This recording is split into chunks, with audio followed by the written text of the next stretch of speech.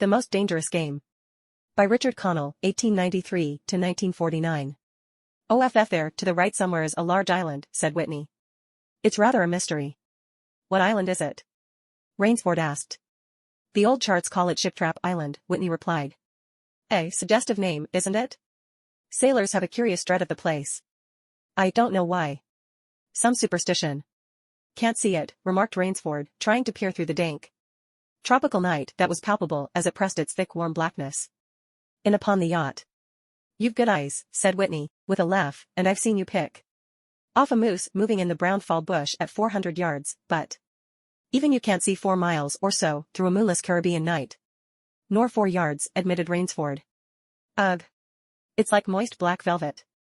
It will be light enough in Rio, promised Whitney. We should make it in a few days. I hope the Jaguar guns have come from Putty's. We should have some good hunting up the Amazon. Great sport, hunting. The best sport in the world, agreed Rainsford. For the hunter, amended Whitney, not for the Jaguar. Don't talk rot, Whitney, said Rainsford. You're a big game hunter, not a philosopher. Who cares how a Jaguar feels? Perhaps the Jaguar does, observed Whitney. Bah. They've no understanding. Even so, I rather think they understand one thing: fear. The fear of pain and the fear of death. Nonsense, laughed Rainsford. This hot weather is making you soft, Whitney. Be a realist. The world is made up of 2 classes: the hunters and the hunts. Luckily, you and I are hunters. Do you think we've passed that island yet? I can't tell in the dark. I hope so. Why? Asked Rainsford. The place has a reputation, a bad one. Cannibals? Suggested Rainsford. Hardly.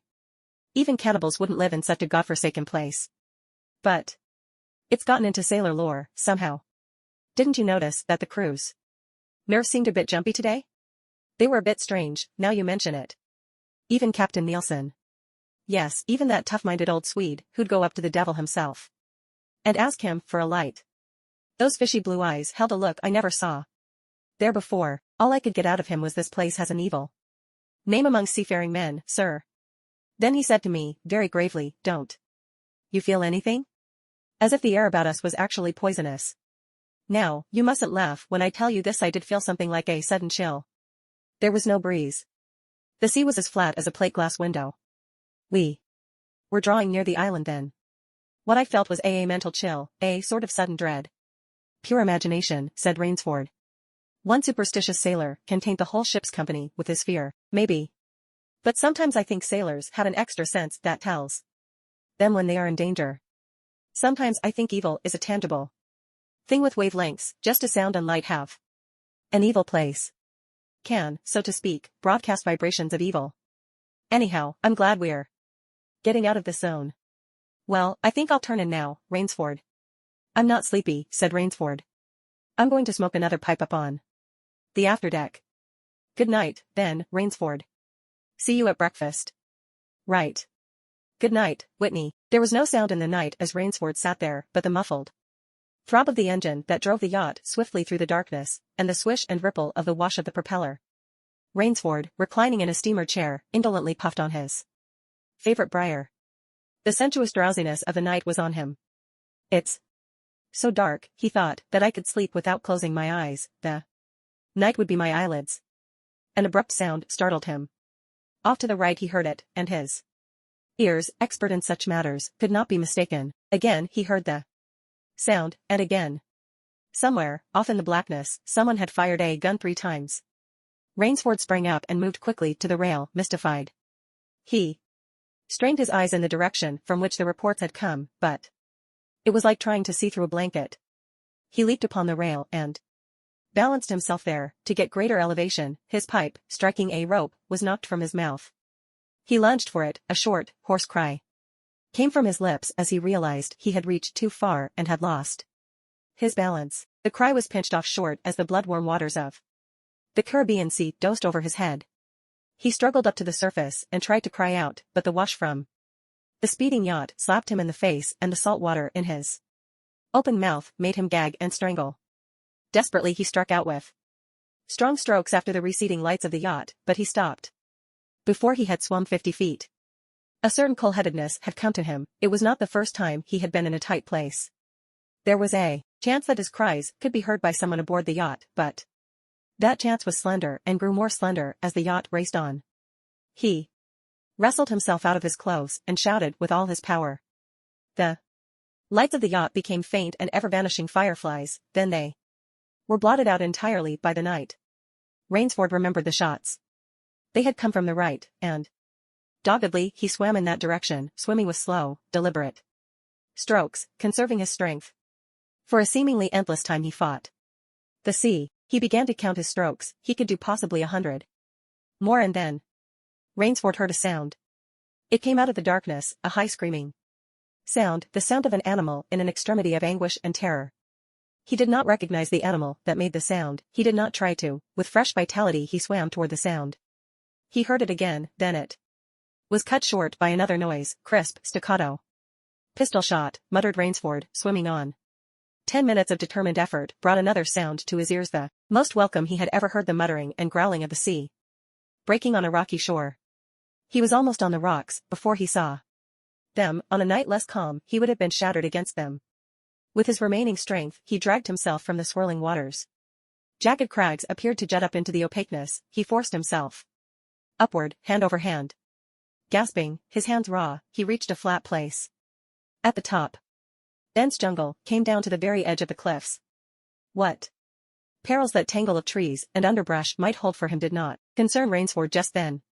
All he knew was that he was safe from his enemy, the sea, and that utter weariness was on him.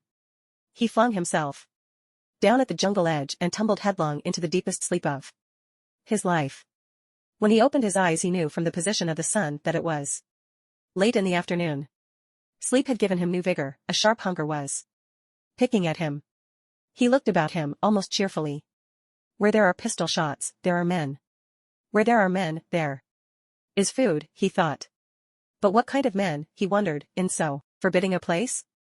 An unbroken front of snarled and ragged jungle fringed the shore. He saw no sign of a trail through the closely knit web of weeds and trees. It was easier to go along the shore, and Rainsford floundered along by the water. Not far from where he landed, he stopped. Some wounded thing by the evidence, a large animal had thrashed about. In the underbrush, the jungle weeds were crushed down and the moss was lacerated. One patch of weeds was stained crimson. A small, glittering object not far away caught Rainsford's eye, and he picked it up. It was an empty cartridge. A .22, he remarked. That's odd. It must have been a fairly large animal too. The hunter had his nerve with him to tackle it with a light gun. It's clear that the brute put up a fight. I suppose the first 3 shots I heard was when the hunter flushed his quarry and wounded it. The last shot was when he trailed it here and finished it. He examined the ground closely and found what he had hoped to find, the print of hunting boots.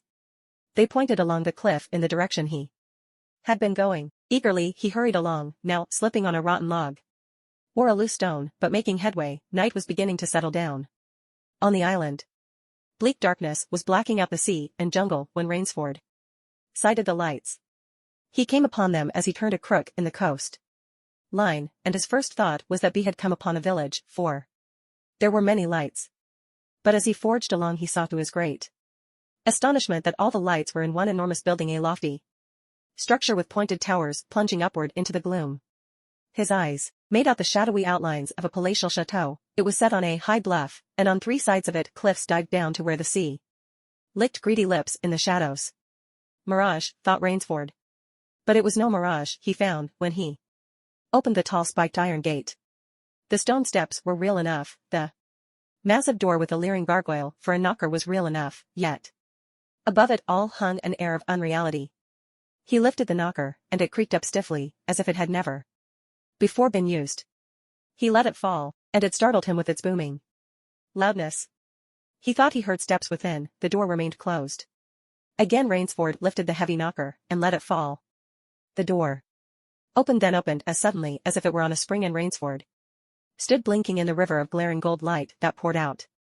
The first thing Rainsford's eyes discerned was the largest man Rainsford had ever seen, a gigantic creature, solidly made and black-bearded to the waist. In his hand the man held a long-barreled revolver, and he was pointing it straight at Rainsford's heart. Out of the snarl of beard 2 small eyes regarded Rainsford. Don't be alarmed, said Rainsford, with a smile which he hoped was disarming. I'm no robber. I fell off a yacht. My name is Sanger. Rainsford of New York City. The menacing look in the eyes did not change. The revolver pointing as rigidly as if the giant were a statue. He gave no sign that he understood Rainsford's words, or that he had even heard them. He was dressed in uniform, a black uniform, trimmed with grey astrakhan. I'm Sanger Rainsford of New York, Rainsford began again. I fell off a yacht. I am hungry. The man's only answer was to raise with his thumb the hammer of his revolver. Then Rainsford saw the man's free hand go to his forehead in a military salute, and he saw him click his heels together and stand at attention. Another man was coming down the broad marble steps, an erect, slender man in evening clothes. He advanced to Rainsford and held out his hand. In a cultivated voice, marked by a slight accent that gave it added precision and deliberateness, he said, "It is a very great pleasure and honor to welcome Mr. Sanger Rainsford, the celebrated hunter, to my home." Automatically Rainsford shook the man's hand. "I've read your book about hunting snow leopards in Tibet, you see," explained the man. "I am General Zaroff." Rainsford's first impression was that the man was singularly handsome. His second was that there was an original, almost bizarre quality about the general's face. He was a tall man past middle age, for his hair was a vivid white, but his thick eyebrows and pointed military mustache were as black as the night from which Rainsford had come. His eyes, too, were black and very bright. He had high cheekbones, a sharp-cut nose, a spare, dark face, the face of a man used to giving orders, the face of an aristocrat. Turning to the giant in uniform, the general made a sign. The giant put away his pistol, saluted, withdrew. "Ivan is an incredibly strong fellow," remarked the general, "but he has the misfortune to be deaf and dumb. A simple fellow, but, I'm afraid, like all his race, a bit of a savage." "Is he Russian?" "He is a Cossack," said the general, and his smile showed red lips and pointed teeth. "So am I." "Come," he said, "we shouldn't be chatting here. We can talk later. Now, you want clothes, food, rest. You shall have them. This is a most restful spot." Ivan had reappeared, and the general spoke to him with lips that moved, but gave forth no sound.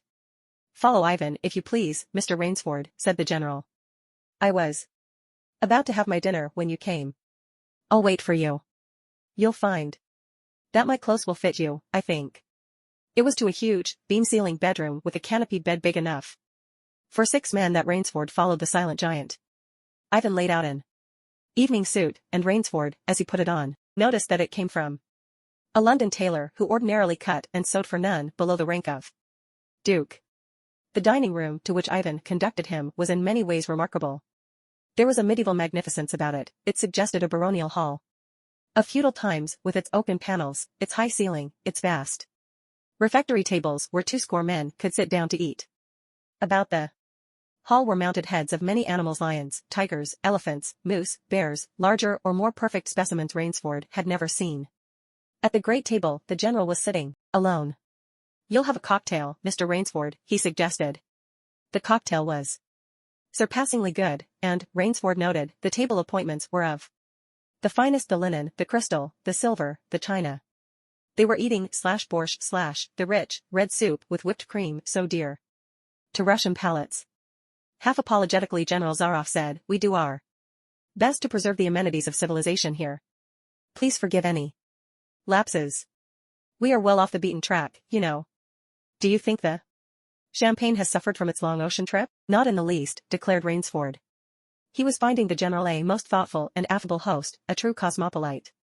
But there was one small trait of the general's that made Rainsford uncomfortable. Whenever he looked up from his plate, he found the general studying him, appraising him narrowly.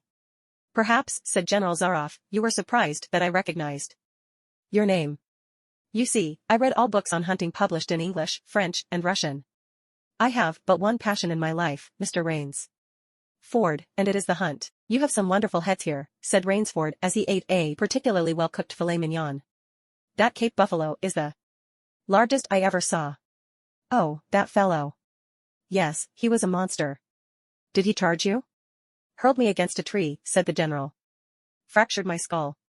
But I got the brute."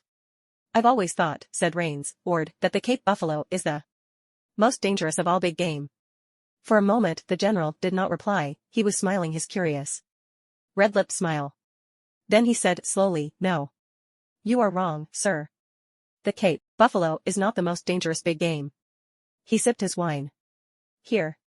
In my preserve on this island," he said in the same slow tone, "I hunt more dangerous game." Rainsford expressed his surprise. "Is there big game on this island?" The general nodded. "The biggest." "Really?" "Oh, it isn't here naturally, of course. I have to stock the island." "What have you imported, General?" Rainsford asked. "Tigers?" The general smiled. "No," he said. "Hunting tigers ceased to interest me some years ago. I exhausted their possibilities, you see, no thrill left. In tigers, no real danger. I live for danger, Mr. Rainsford." The general took from his pocket a gold cigarette case and offered his guest a long black cigarette with a silver tip. It was perfumed and gave off a smell like incense. "We will have some capital hunting, you and I," said the general. "I shall be most glad to have your society." "But what game?" began Rainsford. "I'll tell you," said the general. "You will be amused, I know. I may say, in all modesty, that I have done a rare thing. I have invented a new sensation. May I pour you another glass of port?" "Thank you, General." The general filled both glasses, and said, "God makes some men poets. Some he makes kings, some beggars. Me he made a hunter. My hand was made for the trigger," my father said. He was a very rich man with 250,000 acres in the Crimea, and he was an ardent sportsman. When I was only 5 years old, he gave me a little gun, specially made in Moscow for me, to shoot sparrows with. When I shot some of his prize turkeys with it, he did not punish me, he complimented me on my marksmanship. I killed my first bear in the Caucasus when I was 10. My whole life has been one prolonged hunt. I went into the army. It was expected of noblemen's sons and, for a time, commanded a division of Cossack cavalry, but my real interest was always the hunt. I have hunted every kind of game in every land. It would be impossible for me to tell you how many animals I have killed." The general puffed at his cigarette. "After the debacle in Russia, I left the country, for it was imprudent for an officer of a czar to stay there. Many noble Russians lost everything. I, luckily, had invested heavily in American securities, so I shall never have to open a tea room in Monte Carlo or drive a taxi in Paris. Naturally, I continued to hunt grizzliest in your Rockies, crocodiles in the Ganges, rhinoceroses in East Africa. It was in Africa that the Cape buffalo hit me and laid me up for 6 months. As soon as I recovered, I started for the Amazon to hunt jaguars, for I had heard they were unusually cunning. They weren't. The Cossack sighed. They were no match at all for a hunter with his wits about him and a high-powered rifle. I was bitterly disappointed. I was lying in my tent with a splitting headache one night when a terrible thought pushed its way into my mind. Hunting was beginning to bore me. And hunting, remember, had been my life. I have heard that in America businessmen often go to pieces when they give up the business that has been their life. "Yes, that's so," said Rainsford. The general smiled. "I had no YSH to go to pieces," he said. "I must do something. Now, mine is an analytical mind, Mr. Rainsford." "Doubtless. That is why I enjoy the problems of the chase." "No doubt, General Zaroff." "So," continued the general, "I asked myself why the hunt no longer fascinated me. You are much younger than I am, Mr. Rainsford, and have not hunted as much, but you perhaps can guess the answer."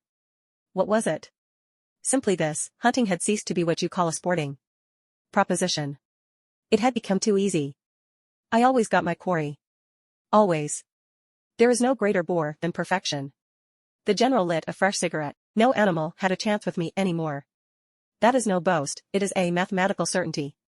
The animal had nothing but his legs and his instinct. Instinct is no match for reason. When I thought of this, it was a tragic moment for me, I can tell you." Rainsford leaned across the table, absorbed in what his host was saying. "It came to me as an inspiration what I must do," the general went on. "And that was?" The general smiled, the quiet smile of one who has faced an obstacle and surmounted it with success.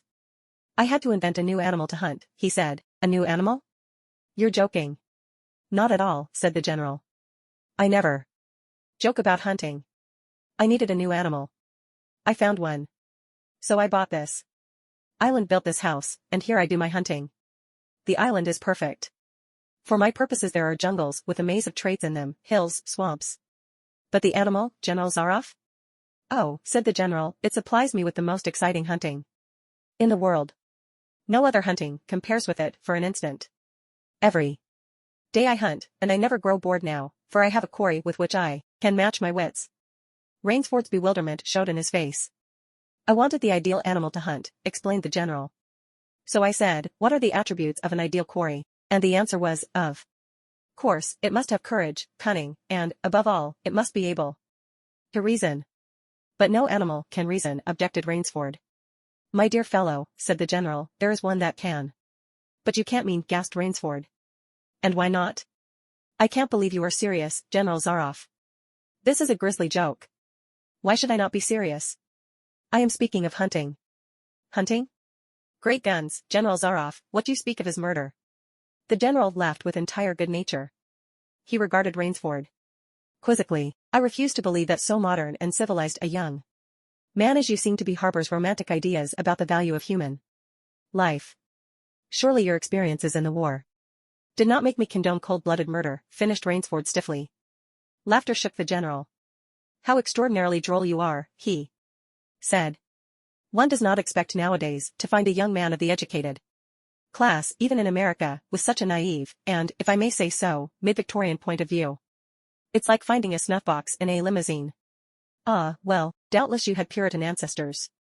So many Americans appear to have had. I'll wager you'll forget your notions when you go hunting with me. You've a genuine new thrill in store for you, Mr. Rainsford. Thank you, I'm a hunter, not a murderer. Dear me, said the general, quite unruffled, again that unpleasant word. But I think I can show you that your scruples are quite ill-founded. Yes? Life is for the strong, to be lived by the strong, and, if needs be, taken by tea if I win, began Rainsford huskily. I'll cheerfully acknowledge myself defeat if I do not find you by midnight of the third day, said General Zaroff. My sloop will place you on the mainland near a town. The general read what Rainsford was thinking. Oh, you can trust me, said the Cossack. I will give you my word as a gentleman and a sportsman. Of course you, in turn, must agree to say nothing of your visit here. I'll agree to nothing of the kind, said Rainsford. Oh, said the general, in that case. But why discuss that now? 3 days hence, we can discuss it over a bottle of Veuve Clicquot, unless. The general sipped his wine. Then a businesslike air animated him. Ivan, he said to Rainsford, will supply you with hunting clothes, food, a knife. I suggest you wear moccasins, they leave a poorer trail. I suggest, too, that you avoid the big swamp in the southeast corner of the island. We call it Death Swamp. There's quicksand there. One foolish fellow tried it. The deplorable part of it was that Lazarus followed him. You can imagine my feelings, Mr. Rainsford. I loved Lazarus, he was the finest hound in my pack. Well, I must beg you to excuse me now. I always take a siesta after lunch. You'll hardly have time for a nap, I fear. You'll want to start, no doubt. I shall not follow till dusk. Hunting at night is so much more exciting than by day, don't you think? Au revoir, Mr. Rainsford, au revoir. General Zaroff, with a deep, courtly bow, strolled from the room. From another door, came Ivan. Under one arm, he carried khaki hunting clothes, a haversack of food, a leather sheath containing a long-bladed hunting knife. His right hand rested on a cocked revolver thrust in the crimson SASH about his waist. Rainsford had fought his way through the BUSH for 2 hours. I must keep my nerve. I must keep my nerve, he said through tight teeth. He had not been entirely clear-headed when the chateau gate snapped shut behind him. His whole idea at first was to put distance between himself and General Zaroff, and, to this end, he had plunged along, spurred on by the sharp roars of something very like panic. Now he had got a grip on himself, had stopped, and was taking stock of himself and the situation. He saw that straight flight was futile, inevitably it would bring him face to face with the sea. He was in a picture with a frame of water, and his operations, clearly, must take place within that frame. I'll give him a trail to follow, muttered Rainsford, and he struck off from the rude path he had been following into the trackless wilderness. He executed a series of intricate loops, he doubled on his trail again and again, recalling all the lore of the fox hunt, and all the dodges of the fox. Night found him leg-weary, with hands and face lashed by the branches on a thickly wooded ridge. He knew it would be insane to blunder on through the dark, even if he had the strength. His need for rest was imperative, and he thought, I have played the fox, now I must play the cat of the fable. A big tree, with a thick trunk and outspread branches was nearby, and, taking care to leave not the slightest mark, he climbed up into the crotch, and, stretching out on one of the broad limbs, after a fashion, rested. Rest brought him new confidence and, almost a feeling of security. Even so zealous a hunter as General Zaroff could not trace him there, he told himself, only the devil himself could follow that complicated trail through the jungle after dark. But perhaps the general was a devil. An apprehensive night crawled slowly by like a wounded snake, and sleep did not visit Rainsford, although the silence of a dead world was on the jungle. Toward morning, when a dingy gray was varnishing the sky, the cry of some startled bird focused Rainsford's attention in that direction. Something was coming through the bush, coming slowly, carefully, coming by the same winding way Rainsford had come.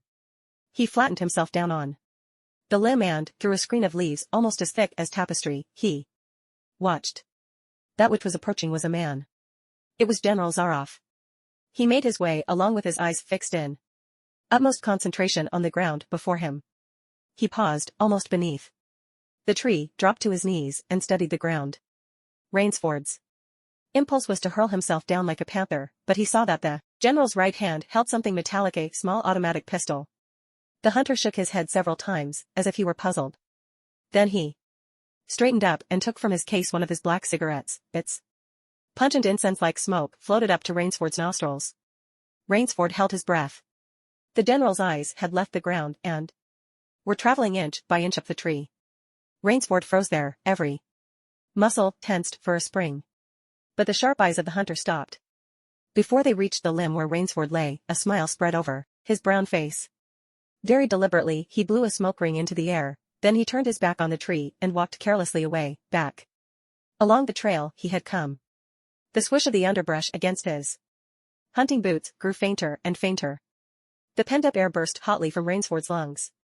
His first thought made him feel sick and numb. The general could follow a trail through the woods at night. He could follow an extremely difficult trail. He must have uncanny powers. Only by the merest chance had the Cossack failed to see his quarry. Rainsford's second thought was even more terrible. It sent a shudder of cold horror through his whole being. Why had the general smiled? Why had he turned back?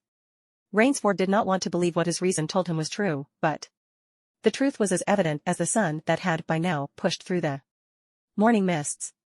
The general was playing with him. The general was saving him for another day's sport. The Cossack was the cat, he was the mouse. Then it was that Rainsford knew the full meaning of terror. I will not lose my nerve. I will not. He slid down from the tree, and struck off again into the woods. His face was set, and he forced the machinery of his mind to function. 300 yards from his hiding place, he stopped where a huge dead tree leaned precariously on a smaller, living one. Throwing off his sack of food, Rainsford took his knife from its sheath and began to work with all his energy. The job was finished at last, and he threw himself down behind a fallen log 100 feet away. He did not have to wait long. The cat was coming again to play with the mouse. Following the trail with the sureness of a bloodhound came General Zaroff. Nothing escaped those searching black eyes, no crushed blade of grass, no bent twig, no mark, no matter how faint, in the moss. So intent was the Cossack on his stalking that he was upon the thing Rainsford had made before he saw it. His foot touched the protruding bough that was the trigger. Even as he touched it, the general sensed his danger and leaped back with the agility of an ape. But he was not quite quick enough. The dead tree, delicately adjusted to rest on the cut living one, crashed down and struck the general a glancing blow on the shoulder as it fell, but for his alertness, he must have been smashed beneath it. He staggered, but he did not fall, nor did he drop his revolver. He stood there, rubbing his injured shoulder, and Rainsford, with fear again gripping his heart, heard the general's mocking laugh ring through the jungle. Rainsford, called the general, if you are within sound of my voice, as I suppose you are, let me congratulate you. Not many men know how to make a Malay man-catcher. Luckily for me I, too, have hunted in Malacca. You are proving interesting, Mr. Rainsford. I am going now to have my wound dressed, it's only a slight one. But I shall be back. I shall be back. When the general, nursing his bruised shoulder, had gone, Rainsford took up his flight again. It was flight now, a desperate, hopeless flight that carried him on for some hours. Dusk came, then darkness, and still he pressed on. The ground grew softer under his moccasins, the vegetation grew ranker, denser, insects bit him savagely. Then, as he stepped forward, his foot sank into the ooze. He tried to wrench it back, but the muck sucked viciously at his foot as if it were a giant leech. With a violent effort, he tore his feet loose. He knew where he was now. Death Swamp and its quicksand. His hands were tight, closed as if his nerve were something tangible that someone in the darkness was trying to tear from his grip. The softness of the earth had given him an idea. He stepped back from the quicksand a dozen feet or so, and, like some huge prehistoric beaver, he began to dig. Rainsford had dug himself in France when a second's delay meant death. That had been a placid pastime compared to his digging now. The pit grew deeper. When it was above his shoulders, he climbed out and, from some hard saplings, cut stakes and sharpened them to a fine point. These stakes he planted in the bottom of the pit with the points sticking up.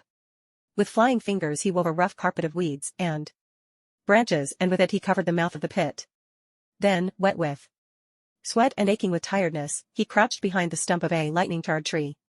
He knew his pursuer was coming. He heard the padding sound of feet on the soft earth, and the night breeze brought him the perfume of the general's cigarette. It seemed to Rainsford that the general was coming. With unusual swiftness, he was not feeling his way along, foot by foot. Rainsford, crouching there, could not see the general, nor could he see the pit. He lived a year in a minute. Then he felt an impulse to cry aloud with joy, for he heard the sharp crackle of the breaking branches. As the cover of the pit gave way, he heard the sharp scream of pain as the pointed stakes found their mark. He leaped up from his place of concealment. Then he cowered back. 3 feet from the pit a man was standing, with an electric torch in his hand. "You've done well, Rainsford," the voice of the general called. "Your Burmese tiger pit has claimed one of my best dogs. Again you score. I think, Mr. Rainsford, I'll see what you can do against my whole pack. I'm going home for a rest now. Thank you for a most amusing evening." At daybreak Rainsford, lying near the swamp, was awakened by a sound that made him know that he had new things to learn about fear. It was a distant sound, faint and wavering, but he knew it. It was the baying of a pack of hounds. Rainsford knew he could do one of two things. He could stay where he was and wait. That was suicide. He could flee. That was postponing the inevitable. For a moment he stood there, thinking. An idea that held a wild chance came to him, and, tightening his belt, he headed away from the swamp. The baying of the hounds drew nearer, then still nearer, nearer, ever nearer. On a ridge Rainsford climbed a tree. Down a watercourse, not a quarter of a mile away, he could see the bush moving. Straining his eyes, he saw the lean figure of General Zaroff, just ahead of him. Rainsford made out another figure whose wide shoulders surged through the tall jungle weeds. It was the giant Ivan, and he seemed pulled forward by some unseen force. Rainsford knew that Ivan must be holding the pack in leash. They would be on him any minute now. His mind worked frantically. He thought of a native trick he had learned in Uganda. He slid down the tree. He caught hold of a springy young sapling, and to it he fastened his hunting knife, with the blade pointing down the trail. With a bit of wild grapevine, he tied back the sapling. Then he ran for his life. The hounds raised their voices as they hit the fresh scent. Rainsford knew now how an animal at bay feels. He had to stop to get his breath. The baying of the hound stopped abruptly, and Rainsford's heart stopped too. They must have reached the knife. He shinned excitedly up a tree and looked back. His pursuers had stopped. But the hope that was in Rainsford's brain when he climbed died, for he saw in the shallow valley that General Zaroff was still on his feet. But Ivan was not. The knife, driven by the recoil of the springing tree, had not wholly failed. Rainsford had hardly tumbled to the ground when the pack took up the cry again. "Nerve, nerve, nerve," he panted, as he dashed along. A blue gap showed between the trees dead ahead. Ever nearer drew the hounds. Rainsford forced himself on toward that gap. He reached it. It was the shore of the sea. Across a cove he could see the gloomy grey stone of the chateau. 20 feet below him the sea rumbled and hissed. Rainsford hesitated. He heard the hounds, then he leaped far out into the sea. When the general and his pack reached the place by the sea, the Cossack stopped. For some minutes he stood regarding the blue-green expanse of water. He shrugged his shoulders. Then he sat down, took a drink of brandy from a silver flask, lit a cigarette, and hummed a bit from Madame Butterfly / General Zaroff had an exceedingly good dinner in his great panelled dining hall that evening. With it he had a bottle of Pole Roger / and half a bottle of Chambertin / Two slight annoyances kept him from perfect enjoyment. One was the thought that it would be difficult to replace Ivan, the other was that his quarry had escaped him. Of course, the American hadn't played the game, so thought the general as he tasted his after-dinner liqueur. In his library he read, to soothe himself, from the works of Marcus Aurelius. At 10 he went up to his bedroom. He was deliciously tired, he said to himself, as he locked himself in. There was a little moonlight, so, before turning on his light, he went to the window and looked down at the courtyard. He could see the great hounds, and he called, "Better luck another time," to them. Then he switched on the light. A man, who had been hiding in the curtains of the bed, was standing there. "Rainsford," screamed the general. "How in God's name did you get here?" "Swam," said Rainsford. "I found it quicker than walking through the jungle." The general sucked in his breath and smiled. "I congratulate you," he said. "You have won the game." Rainsford did not smile. "I am still a beast at bay," he said, in a low, hoarse voice. "Get ready, General Zaroff." The general made one of his deepest bows. "I see," he said. "Splendid. One of us is to furnish a repast for the hounds. The other will sleep in this very excellent bed. On guard, Rainsford." He had never slept in a better bed, Rainsford decided.